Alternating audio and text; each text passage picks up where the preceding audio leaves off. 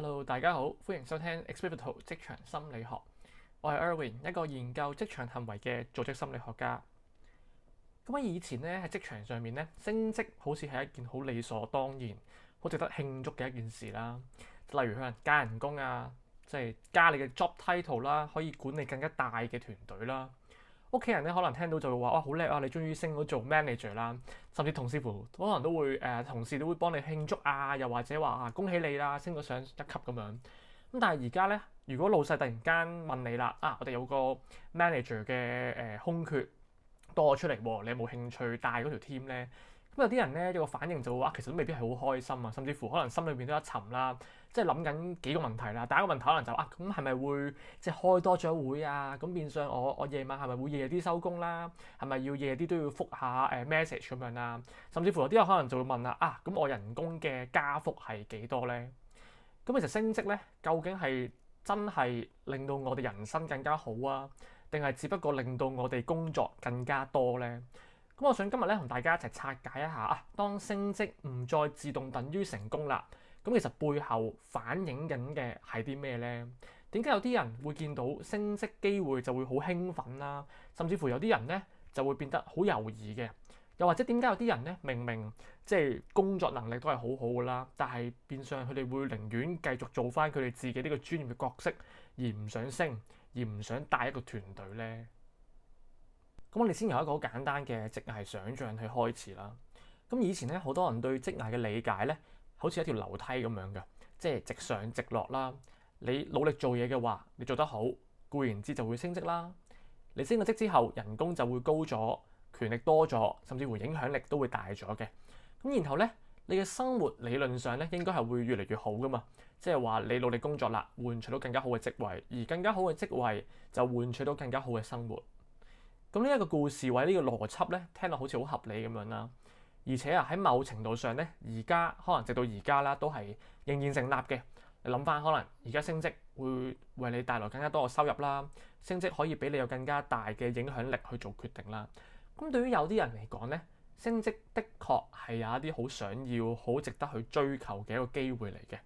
但問題就係咧，而家越嚟越多人都好清醒，或者會開始發現咗升職之後咧，得到嘅可能係更加多嘅職責啦，更加多嘅人你要去管啦，要安撫啦，甚至乎更加多嘅部門你要去協調啦，甚至乎最煩嘅係咩咧？更加手尾要我哋自己執嘅。咁以前啦，可能就會話我只需要做好自己個部分個本分就可以啦。但係升職之後咧，你要處理嘅可能係你成個 team、成個團隊嘅問題啦。咁所以咧，個理解就係升職有時唔再係你原本嗰份工嘅高級版咁樣嘅啫，係啦。反而升職咧，其實變相對於有啲人嚟講咧，係換咗你成份工啊。咁我舉個例啦，曾經有一個嘅client 啦，就揾我就話，佢本身係一個資深嘅 analyst 啦，即係個分析員啦，可能做咗10年8年咁樣嘅。咁佢的確係好叻做一啲可能分析數據啊、整理資料啊，或者揾一啲問題出嚟，然後甚至乎做一啲好簡單嘅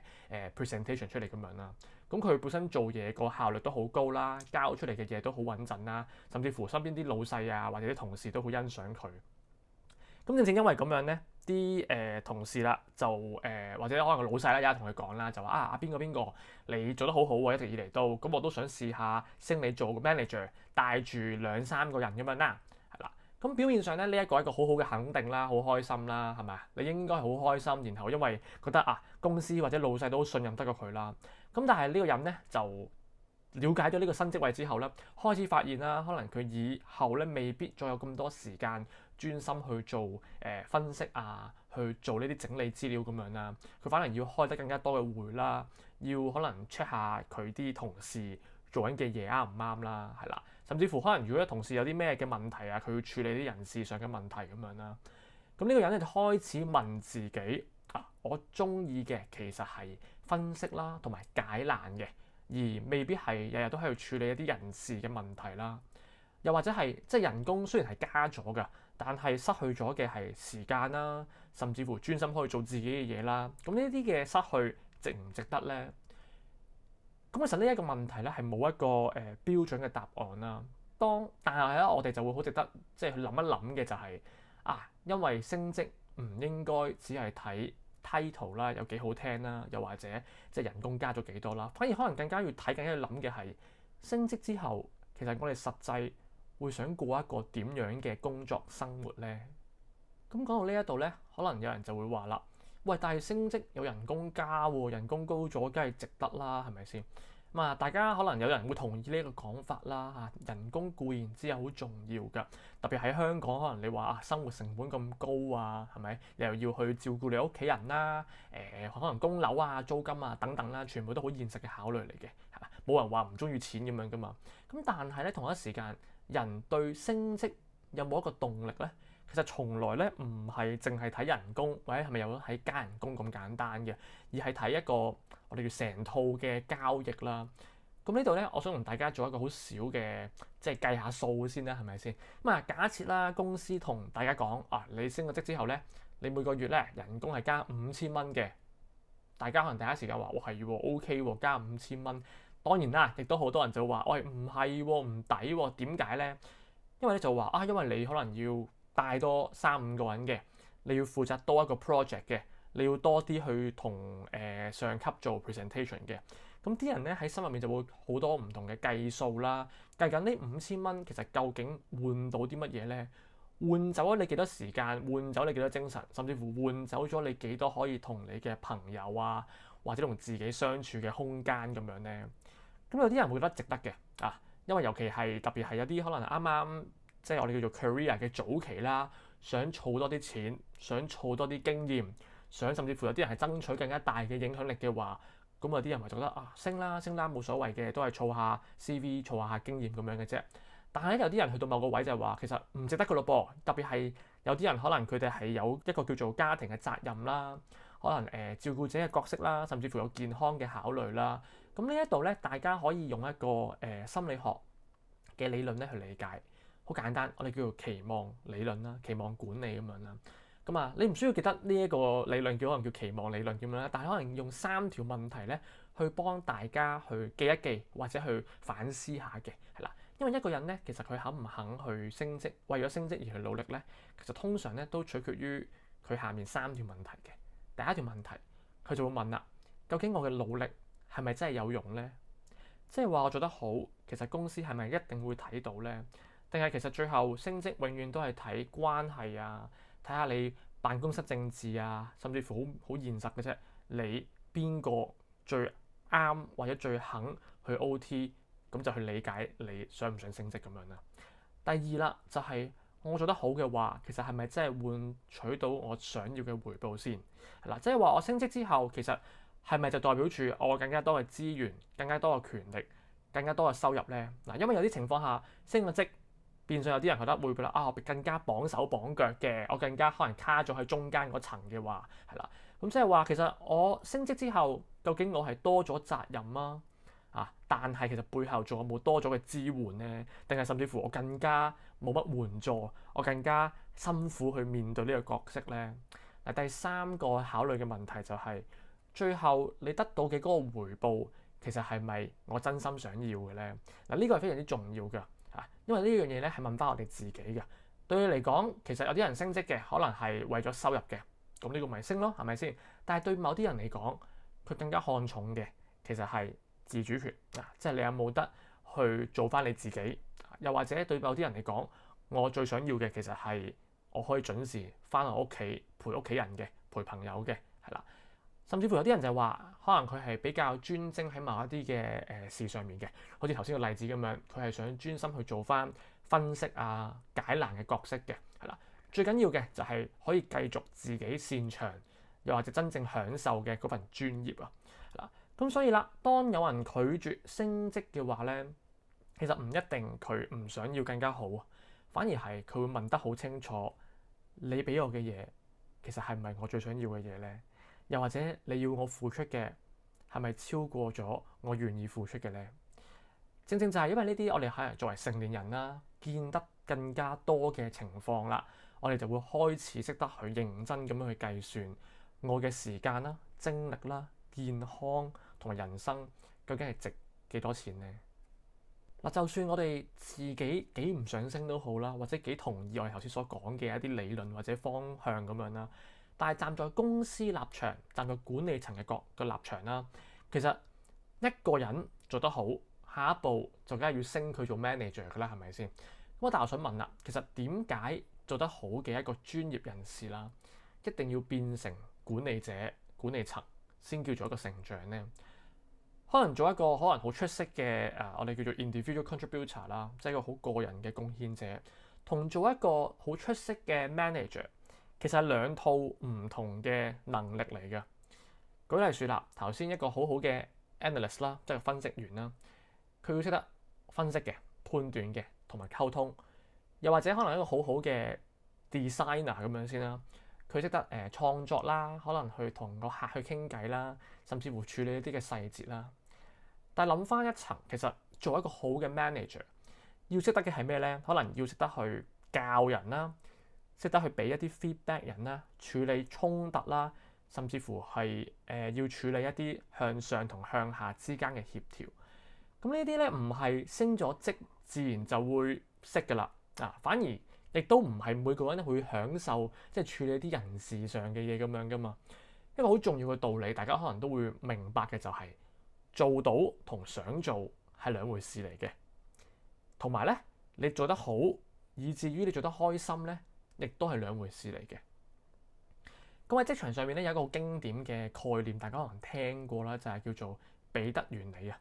，Peter's Principle 或者 Peter's Theory 咁樣。咁咧簡單嚟講就係話一個人可能因為原本嘅崗位上面表現出色而去升職嘅話咧，但係升到下一級之後咧，其實佢面對緊嘅係完全唔同嘅要求，甚至乎令到佢更加難做佢升一級嘅工作咁樣嘅。咁所以話，如果有一個人話佢佢我唔想升做 manager 嘅，我係想繼續做好我自己專業嘅話咧，其實我哋唔應該覺得佢係一個即係冇乜理想啊，又或者唔係好想升嘅人啊，反而可能問下嘅就係呢個人佢想點樣去成長咧？而唔係淨係升到某一個級嘅，即係唔係話好片面去睇一個 job title 嘅轉變嘅，反而可能諗下其實會唔會喺邊一種能力上面佢想走得更加高或者更加深咁樣呢？咁好多人唔想升職啦，其實未必只係因為怕辛苦咁簡單啦。其實有時咧係因為我哋怕失去咗一啲工作上面好重要嘅嘢啊。咁呢度咧我哋有三個唔同嘅即係一樣嘢啦，可能俾大家去理解一下。其實呢三樣嘢咧係一個人啦喺職場上面喺工作上面好幫到我哋去保持啦我哋嘅工作動力以至滿足感嘅一樣嘢嚟嘅。第一樣嘢咧我哋叫做自主嘅感覺啦，即係話我哋有冇一啲自己嘅選擇權，我可唔可以選擇部分嘅工作係可以點樣做啦？第二咧我哋叫勝任感competence 嚟嘅，係啦，就係講緊我哋有冇機會去做自己擅長嘅嘢啦。第三，關係感啦，我哋喺我哋工作嘅環境入面啦，可唔可以同我哋身邊嘅人建立一啲真實同埋正面嘅連結呢？而正正就係喺升職嘅過程，升職打後咧，好多時候咧都係會衝擊咗我哋呢三樣好重要嘅元素嘅。咁我哋先講一講第一個自主嘅感覺啦。好多人啦以為就話升職之後固然之就係有好多唔同嘅權力啦。某程度上嚟講係嘅，即係你可以有多啲唔同嘅我哋叫做 decision making power 啦，你可以去做一個判斷嘅。但係同一時間咧，你升職之後咧，好可能代表住你對更加多人要負責啦。你上邊係有一個高層，你下面係有你成個團隊，你橫向去睇更加多唔同嘅部門啦，或者跨部門嘅協作咁樣啦。咁基本上咧，其實每一個人咧，每一個持份者咧，都對你有一定嘅期待嘅。咁你未必係得到更加多嘅自由嘅，反而係你會 feel 到更加多嘅人係會揾你去煩你嘅。咁呢個變相咪就係個自主感會低咗咯。第二樣嘢啦，就係講勝任嘅感覺。你原本可以喺你自己專業嘅領域上面繼續去發展，有更加多嘅信心啦，去做你自己想做嘅嘢啦。你知道點樣去做好你自己嘅工作啊？因為如果你係一個我哋叫做以往嘅 individual contributor 咧，其實嗰個嘅嗰把尺咧，又或者嗰個嘅標準咧係好清晰㗎。你達到某一個專業嘅標準，就可以俾你享受到啊，我真係做到嘅呢種感覺啦。咁但係升咗職之後又係啦，你俾人帶到去一個新嘅領域嗰度啊，要管理啦，要去領導啦，你要去協調唔同嘅衝突啦。咁你會由一個以往好有把握、好有專精嘅一個人，變成一個你要重新學過好多新嘅嘢一個人嚟嘅。嗱，的確未必係一件壞事，但係我可以諗翻就係咪每個人都適合去學一啲新嘅嘢呢？係每個人都係 ready 去接受一個重新去理解嘅一個角色呢？係啦，因為變相就係唔係每個人呢都係喺你每一個人生嘅階段呢都可以接受到呢一種好大嘅轉換嘅。咁最後啦，就係關係感啦，或者聯繫感啦。以前啦，我哋可能做一個我哋叫做初階員工，做 junior 啦，可以同同事一齊去趕 project 啊，一齊去解難啊，甚至乎咩咧，可以去吹水，可以一齊去即係去埋怨啊嘛，咪去吐槽咁樣啦，係咪先？咁但係升職之後，未必可以咁做啦，因為咧你升咗個 manager，有啲嘢你要有個界線喺度嘅，甚至乎你要幫佢哋做一個評核嘅角色啦。以至於你唔可以同佢哋一齊呻啊，一齊去吐槽咁樣啦。你可能要決定邊一個去可以升職嘅，可以邊個去攞到啲 bonus 咁樣嘅，係啦。甚至乎咧，你要去即係做好多人事上嘅決定咧，正正就係呢個崗位上嘅限制，令到你好難啊，同你個以往嗰啲團隊嘅成員咧有一個好和諧啦，或者好 close 嘅角色啦。你同你團隊之間嘅關係咧，會因為你升咗職而變得更加複雜嘅。咁以上呢一啲咧，其實都係一個作為升唔升啦，又或者你升咗職之後咧，好重要嘅、好合理嘅考慮嚟嘅。咁聽咗咁多關於升職背後嘅一啲考慮啊、一啲嘅猶豫之後咧，咁其實咧我都想去翻一開始嗰條問題嘅，就係啊，點解越嚟越多人咁唔想升職咧？其實每個人都有自己嘅答案嘅，我都相信個答案唔係咁單一嘅。嗱，可能有4款人可以大家一齊去理解下，睇下中唔中講中你嘅一個心入面嘅想法啊。咁第一咧就係有啲人咧，因為升職嘅回報已經不足以咧去補償翻佢所帶嚟嘅一個壓力同埋代價啦。即係變相有啲人係會計得好清楚嘅，佢一個我哋叫 cost benefits 啦，就係講緊得到嘅嘢可唔可以彌補到我所多咗嘅一啲嘅成本咁樣咧。嗱，第二款咧就係有啲人咧係因為佢哋真真正正中意嘅工作咧，係即係講緊 junior 嘅角色咧，可以俾佢有深度咁樣做佢專業嘅嘢，而唔係升咗一層之後嘅一啲管人啊、管理嘅工作嚟嘅。第三款就係的確有啲人覺得返工其實只係為咗攞到足夠嘅糧就夠㗎啦，係啦，足夠嘅收入就夠㗎啦，因為更加重要嘅係佢自己嘅生活啦。自己可能係家庭啊、朋友啊嘅一啲相處嘅時間啦，以至於係你自己嘅健康咁樣。咁所以其實升唔升職咧，都未必係最重要嘅。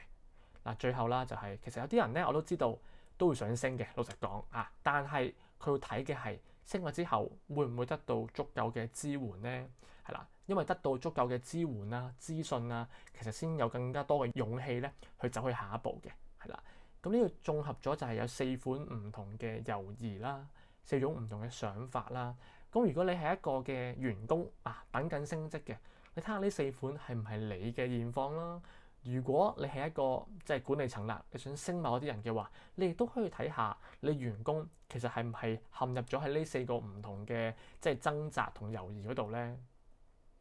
咁升職咧可以係一種成功啦，管理亦都可以係一條好有意義嘅道路啦。但係俾大家知道嘅就係佢升職同加人工咧，唔係唯一一條即係職涯上面向上流嘅一條道路嚟嘅。咁如果你而家正喺度面對緊一啲升職嘅機會，又或者你係決定緊邊一個有得升嘅話咧，係啦，甚至乎你猶豫緊自己想唔想帶一個團隊嘅話咧，我想留一條問題俾大家去反思啦，就係如果啦，當我哋有一日拎走咗你呢個 job title 啦，人哋對你嘅目光啦，甚至乎應該升唔升嘅呢種壓力嘅話咧，其實你自己真正想行嘅下一步會係啲乜嘢咧？咁多謝大家今日聽到呢一度啦。如果你對今集嘅內容有任何嘅故事或者反思想同我哋分享嘅話咧，咁歡迎咧去我哋嘅社交媒體上面搜尋同埋追蹤我哋 Experito 職場心理學，同我哋一齊分享啦。咁我哋下一次再見，拜拜。